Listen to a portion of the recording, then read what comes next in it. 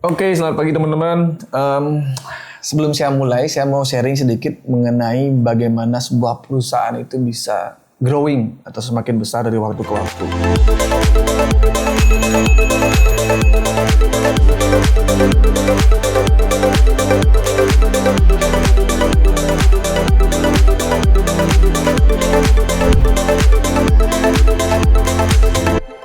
Itu nggak lepas dari peranan sebuah marketing atau penjualan. Dan dari semua marketing yang paling efektif bagi saya itu adalah mouth to mouth atau mouth power, omongan seseorang mengenai perusahaan bersangkutan. Seperti Gauri Art Studio contohnya, proyek yang saya bahas ke depan ini adalah sebuah proyek yang kita dapat dari referensi klien kita sebelumnya. Jadi beliau sangat puas. Ini pasangannya, suami istri, Ibu Tiana sama Mr. Stefan. They are very proud and very satisfied with our service. Jadi mereka sudah benar-benar senang dan mereka merekomendasikan kita ke temannya. Jadi proyek berikutnya ini bakal berlokasi di Unggasan atau Uluwatu ya. Coba saya cek entar lagi lebih detail. Tapi yang pasti ini menjadi sebuah atau sesuatu yang benar-benar berdampak buat sebuah perusahaan. Jika kita bisa meninggalkan track record yang bagus dan sebuah image atau impression yang baik kepada klien, itu akan berdampak menjadi sesuatu yang positif sekali buat perusahaan itu untuk grow atau tumbuh ke depannya. Oke, sebelum itu kita lihat gimana lokasi yang kita bakal diskusikan tentang project ini. Check this out.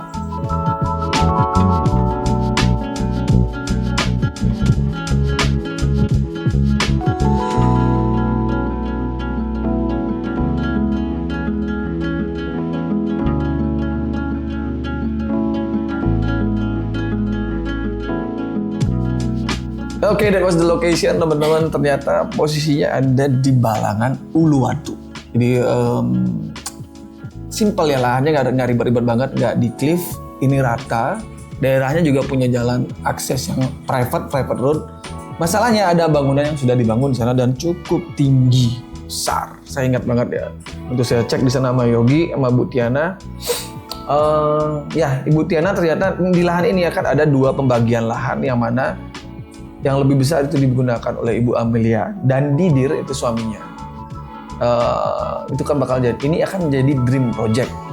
Seperti biasa, apa itu dream project? Adalah project impian atau rumah tinggal mereka. Kalau bisnis pasti udah beda. Jadi ini benar-benar project yang punya level yang sesuai dengan taraf yang mereka anggap itu sangat sesuai dengan kebutuhan mereka. Jadi ini benar-benar akan menjadi project yang challenging banget. Jadi untuk lebih jelas kita buka aja ya. Kita buka aja biar bisa diskusi lebih detail mengenai proyek bersangkutan. Nah, ini bentukan lahan yang udah kita dapatkan berdasarkan data topografi. Jadi jalannya bentuk L shape, jalan masuk belok kanan kalau kita melihat gambarnya ini. Lahan pertama itu milik Ibu Tiana yang rencananya tahun depan bakal didesain oleh Gauri. Untuk pengerjaan kita nggak tahu. Terus Ibu Amelia statusnya juga ini sudah kita kerjakan sebenarnya, tapi kita akan bahas lebih detail dulu mengenai dasar atau kondisi basic dari proyek ini. Bisa dilihat ini luasan lahannya 6 are ya. Dan di sebelah kanan ini atau sebelah timurnya itu sudah ada bangunan dengan kondisi bangunannya yang sangat lumayan tinggi. Jadi asumsinya mungkin di sini kita harus bermain dengan posisi-posisi yang benar-benar efisien atau efektif. Jadi kalau jadi ada bangunan di sebelah kanan, kolamnya harus di bagian sebelah barat. Di timur ada bangunan, barat kita posisikan kolamnya. Dan ini akan efektif ya. Kalau bahasanya posisi kolam yang akan jadi orientasi yang posisi yang paling bagus buat kolam adalah jika kolam ini mendapatkan sinar matahari banyak setelah jam 1 atau jam 2. Itu artinya dia harus lebih condong ke arah bagian barat. Oke, that was the size. Jadi lebarnya 24 dikali 24 kotak. Perfect square ukurannya. Ya kurang lebih ya. 24584, 24538. Tipis-tipis. Oke, ini secara general area. Buildingnya ada 185,79 meter persegi. Ini yang ditandakan dengan warna merah ya. Terus pool deck 147,43 meter persegi. Pool ada 59,3,4. Ini poolnya kalau dari proporsi sih masih aman ya.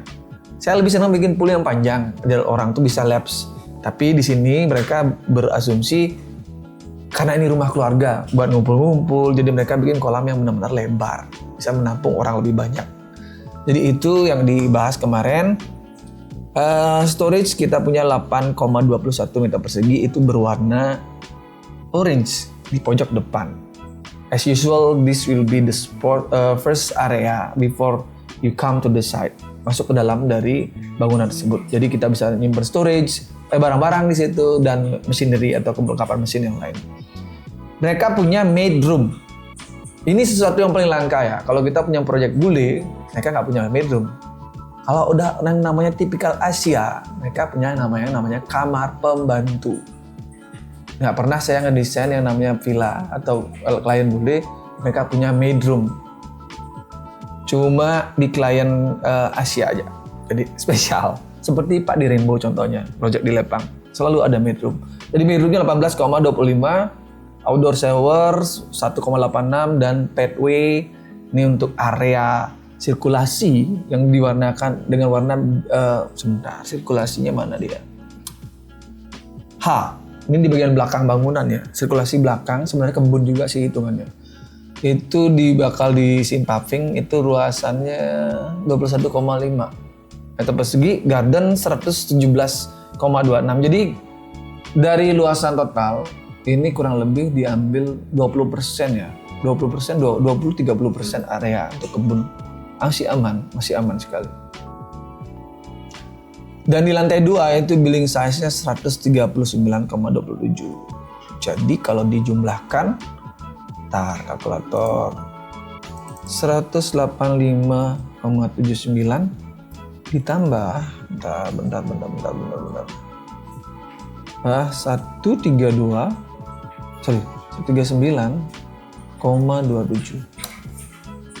325,06 meter persegi itu luasannya. Di mana ini memiliki ruangan dengan konsep 3 bedroom ya. 3 bedroom 1, 2, 3 dilengkapi dengan study dan segala macam ruangan yang lain. Lumayan gede ya. Kalau dibilang ini luasnya 325 untuk 3 bedroom. Jadi masing-masing bedroom mewakili 100 meter persegi ya. Jadi kalau dibilang luasan ini adalah sangat-sangat besar untuk kapasitas 3 bedroom. Wajar karena ini family house dan ini akan menjadi kelas rumah yang luxury banget. Sesuai dengan request dari mereka. Oke, kita lihat dulu detailnya. Tapi sebelumnya kita udah ketemu ya sama klien, kita udah diskusi, kita ketemu bareng sama Ibu Tiana sama Amelia, diskusi banyak hal. Project ini lumayan agak lama untuk startnya kemarin karena kayaknya mereka tuh pasangannya sangat sibuk banget karena Ibu Amelia ini sekarang domisilinya ada di Singapura, sedang di Deal. Dan Singapura negara yang benar-benar maju banget walaupun kecil ukurannya. They are very busy, sangat sibuk, mencari waktunya itu susah banget. And finally udah jalan. Jadi layoutnya ini berdasarkan evaluasi dari kebutuhan mereka. Klien ini benar-benar tipikal klien yang udah tahu banget AIUEO atau apapun yang bakal diisi di dalam desain ini. Jadi kita benar-benar follow up dan memberikan saran-saran saja. Nah ini ground floor. Parkir bisa cukup untuk 1 mobil aja bisa, 2 mobil dipaksakan banget. Tapi 1 mobil idealnya dengan beberapa space untuk parkir sepeda atau sepeda motor 2 atau 3 sepeda motor. Jadi ada rem masuk ke dalam, itu udah naik levelnya sedikit. Saya selalu menyarankan setiap kita membangun kita patok dari jalan masuk atau jalan di sekitar bangunan harus lebih tinggi. Jadi bangunan itu harus lebih tinggi daripada jalan. Jadi nanti di saat hujan atau segala sesuatu berhubungan dengan pembuangan atau apa lebih memudahkan. Dari parkir kita, di area parkir itu udah terintegrasi dengan storage dan toilet kecil. Ada akses samping yang menuju area garden. Jadi Di bangunan ini saya selalu menekankan ke semua proyek yang saya punya, jika memungkinkan jangan pernah membangun pas di batas. Ini problem kalau kita Anda semua membangun sesuatu tuh kalau punya kesempatan kasih space sedikit aja, 60 cm minimum. Karena jika bangunan ditempel, maintenance susah. Terus kalau ada orang yang membangun di suatu saat kelak, ada problem. Seperti di rumah saya juga ada problem seperti itu. Jadi selalu ada space. Dan kini udah kita terapkan. Jadi sirkulasi bisa di bagian belakang untuk maintenance, penempatan outdoor AC, pencahayaan, penghawaan akan lebih baik. Oke, dari parkir kita masuk ke dalam, ke arah dalam bangunan itu ada storage and pantry. Setelah itu kita ada kitchen dengan luasan yang sangat luas. Kitchennya gede banget. Jadi di sini bisa bikin restoran cepat saji kalau segini luasannya. Ini hal yang menarik dari proses kitchen ini, kalian bisa lihat di video ntar. Milih kuadranya ini memakan waktu berkali-kali bolak-balik sana sini. Jadi benar-benar mereka harus nge-matching semua material kemarin. Jadi saya sama Jun sama Yogi sudah assist klien ke sana sini untuk menentukan top table-nya. Tapi udah kepilih ya teman-teman, tenang. Bagian kitchen sudah aman. Setelah di bagian kitchen kita ada guest toilet, di mana bersebelahan dengan akses tangga naik. Dining area yang bisa fit 8 orang. Oh maaf, bukan 3 bedroom, 4 bedroom, saya lupain satu area di belakang. Ada satu bedroom khusus di ground floor. Jadi di paling ujung L shape itu adalah parents bedroom. Jadi benar-benar anak yang berbakti namanya nih. Mereka atau Ibu Amelia dan Pak Didir menyediakan satu ruangan khusus untuk lansia atau orang tua mereka di ujung dari properti ini. Jadi semua di bawah pengawasan dan posisinya di bawah akan memudahkan untuk orang yang menggunakan ruangan ini. Jadi ini ada parents bedroom dilengkapi dengan meja, ruang makan kecil, kamar mandi dengan view mengarah ke kebun dan kolam. Jadi ini room untuk parents, jadi untuk orang tuanya. Itu bersebelahan dengan ruang living space. Jadi kurang lebih itu untuk bangunannya. Bedroom saya nggak bakal bahas terlalu detail, itu simple aja. Di sini ada semi outdoor area yang bersebelahan dengan kolam. Jadi di sini ada dapur lagi. Bener-bener banyak banget area dapurnya. Jadi keluarganya kayak suka makan di sini. Jadi di bagian area pool itu, selain dikelilingi oleh decking, itu bersebelahan dengan ruang semi outdoor di mana ada dining table, ada working space, jadi untuk small gym, sepeda atau mungkin treadmill, dan barbecue area yang bisa difungsikan untuk fully cooking area, jadi bisa memasak dan segala macam. Dan di end atau di sebelah kiri full itu adalah area perkebunan. Kolamnya lebarnya lumayan ya, 4,6 itu clean space 4,6. Gede banget. Dengan panjang 9,2. Kerasa pendek kalau dari gambar kelihatan karena ini lebar, padahal lumayan panjang, 9 meter tuh lapse bagus banget. Itu untuk ground floor. Kita sekarang menuju ke second story or first floor. Dari tangga naik ke atas itu ada void ke bawah ya. Area void kelihatan kan. Di sini ada 2 akses kiri dan lurus. Kiri itu menuju salah satu bedroom di lantai atas, bedroom 1 di mana dilengkapi. Jadi setiap ruangan yang dibuat di sini adalah selalu punya space untuk bekerja. Dari parents bedroom number 1 itu ada space bekerja dengan bedroom, dengan wardrobe, walk-in closet. Menuju ke ruangan lagi 1, bedroom number 2, sama juga. Ada space untuk working table dan ada dressing, cuma nggak ada walk-in closet atau walk-in wardrobe karena space tidak memadai. Yang terakhir, sebelum ruangan terakhir kita punya satu ruangan khusus untuk study. Jadi ini untuk anak-anak mereka untuk berfokus untuk belajar di sini. Dan yang terakhir itu master bedroom, di mana nanti Mr. Didir and Mrs. Amelia will use this room. Di sini juga nggak ada walk-in closet, di mana tidak ada meja kerja juga. Sepertinya mereka yang akan menggunakan meja kerjanya lebih sering ya, bukan anak-anaknya. Karena saya lihat orangnya sibuk banget. Di sini udah kelihatan master bedroom lebih besar, bedroom lebih proper, 2x2 kalau nggak salah nih. dengan bathroom yang simple, double sink atau wastafel. Yang saya tidak temukan di sini adalah mereka tidak menerapkan bathtub. It's only a simple bathroom. So that was the discussion about the layout. Kurang lebih seperti itu, lumayan panjang juga ya. Karena lumayan gede rumahnya. Kita lihat gimana penampilan secara 3D atau overview dari image untuk project ini. Check this out.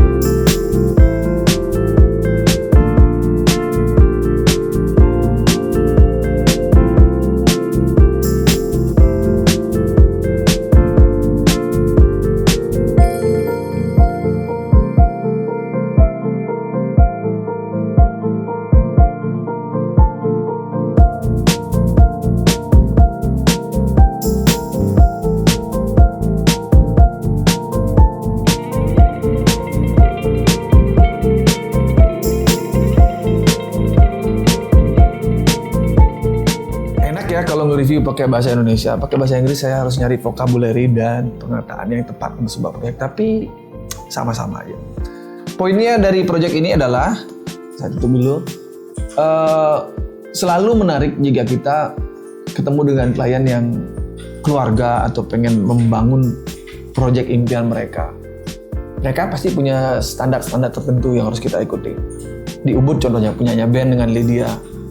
Dan sekarang Didir sama Amelia, Stefan sama Tiana, Madirembo dengan Petra. Jika ngomongin rumah tinggal, ini sangat personal banget. Ruangan-ruangannya tertentu, punya custom tertentu, dan punya spend time yang harus lebih banyak untuk diskusi satu sama lain. Dan detail-detail yang diterapkan di interior, saya yakin ini akan sangat-sangat spesifik. Jadi, tapi pada akhir cerita ini akan menjadi sesuatu yang sangat nyaman untuk mereka yang tinggal di sana. Jadi kita sebagai desainer atau sebagai tim yang menyediakan jasa sangat puas juga. Kepuasan kita adalah di saat klien dengan lega atau dengan senang hati menyatakan mereka sangat bahagia, mereka sangat bersyukur memiliki kita sebagai tim desain untuk mewujudkan proyek impian mereka. Jadi itu hal yang sangat luar biasa buat kita. Oke teman-teman, I think that's it for now untuk sesi pertama Project Amelia dan Didir di Uluwatu, Balangan, ya. Dan proyeknya namanya Luluwatu. Ini ide dari Ibu Tiana dan Ibu Amelia. Sekedar informasi, mereka itu teman baik banget. Jadi kalau di grup tuh udah kayak kucing dan anjing. Mereka ribut di grup bla bla bla bla. Dan Yogi, saya dan teman-teman benar-benar menunggu apapun keputusan di sana. Oke, itu dulu. Kita lihat nanti bagaimana perkembangan proyeknya in the next video. Thank you for watching and stay tuned in our channel Gauri Art Division Studio.